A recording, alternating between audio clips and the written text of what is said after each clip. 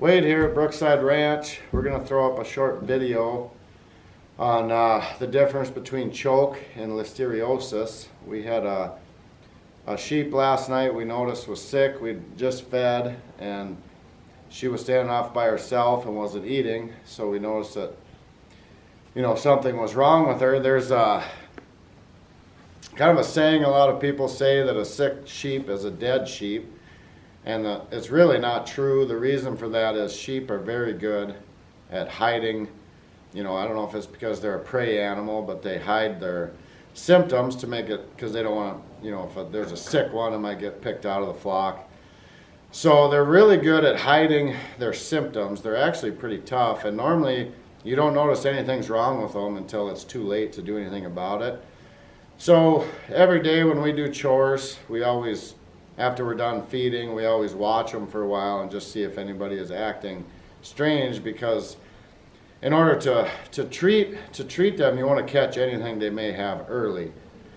So last night we fed and noticed this one ewe was standing off by herself. She wasn't eating. So I went up to her, we caught her, and her head was slightly leaned to the right. She had some hay hanging out of the right side of her mouth. Her one eye was watering. Her lip was just off to the right, a hair, and just looked odd, and she had a lot of foam coming out of her mouth. So my first thought was choke. We've had sheep have that before.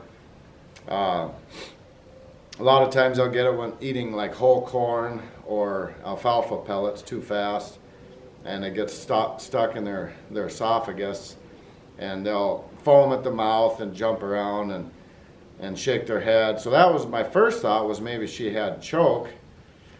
So I did a little research, talked to the vet, kind of told him the symptoms, and we came up with that she has listeriosis, which can be caused from moldy hay that has too much dirt in it, haylage. We're actually feeding haylage to the ewes right now. Last year it was not favorable weather to make dry hay, so we had to put some of it up in haylage. We just couldn't get it to dry. So anyways, another one of the symptoms is they will walk in circles.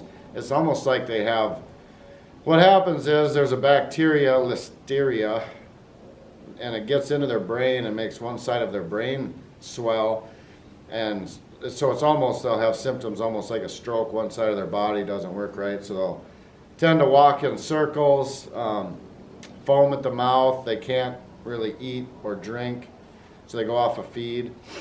So I talked to our vet, and he gave us a advice on how to treat it. LA 200 penicillin, 5 cc's per 100 pounds of body weight, once a day for 5 days. We're also giving her polypropylene glycol for energy because she's not eating. She is bred due to lamb in about 2 weeks. It seems like, probably shouldn't even say this, but it seems like whenever one does get sick, it's one of the better ones. It's never the weird, the weird one that you don't really care about. Seems like it's always one of the best ones. This ewe is a purebred Ile De France. She's 2 years old. She's one of our better ewes. So we're doing everything we can to save her, but I just wanted to kind of show you what she's doing, and talk about how we're treating it. I'm not a vet. I probably shouldn't give recommendations on how you should treat things, but I'm just going to show you what we're doing, and we're hoping it works.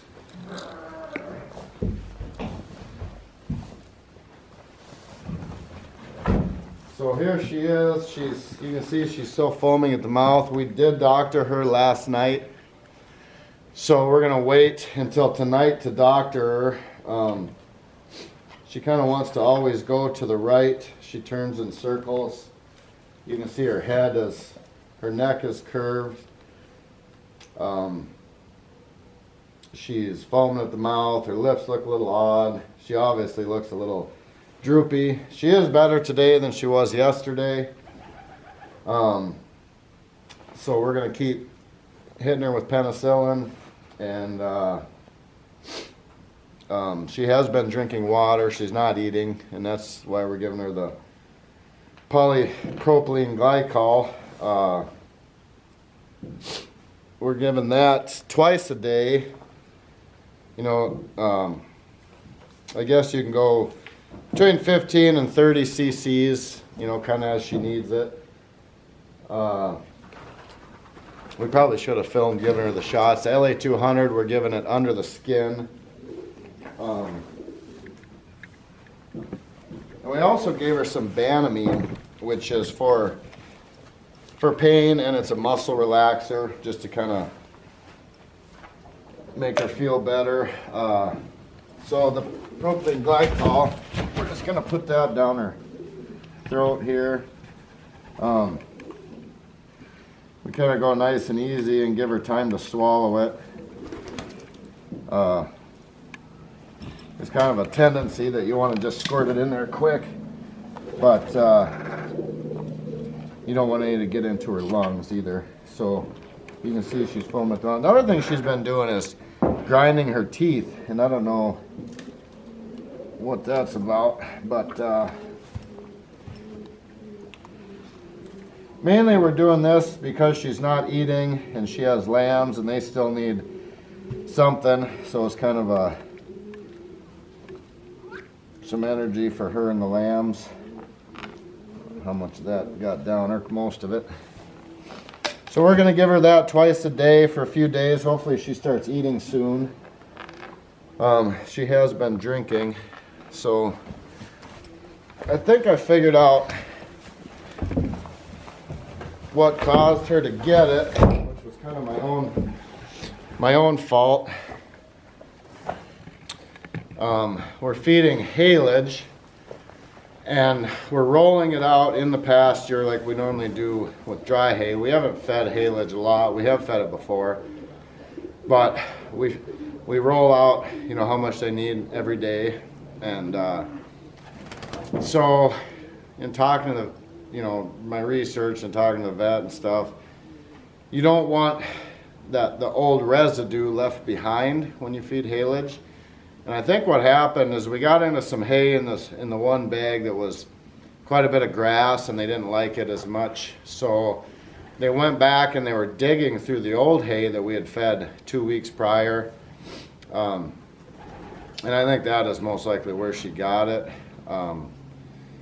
The haylage doesn't have any mold that we're feeding now. There was a bag that we fed a month ago that had a little bit of white mold on the ends, and but the bag that we're feeding now has no mold. So it's kind of, I guess, kind of a educated guess. Hopefully nobody else comes down with it.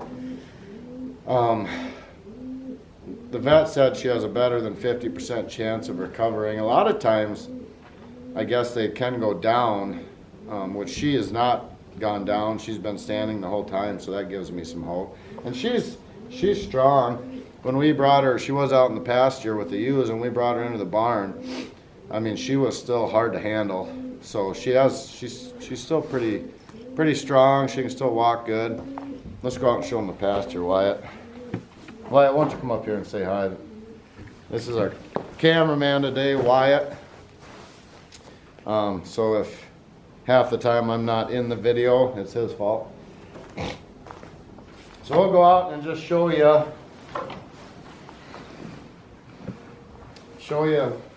how we're feeding, and probably shouldn't have been feeding this way.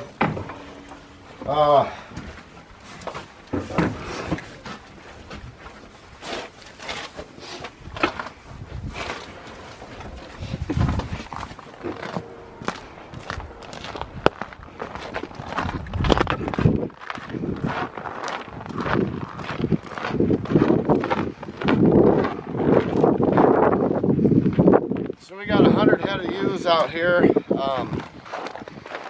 We're feeding half of them. I probably should have lowered it. Cut that part out. We're feeding half a bale a day, and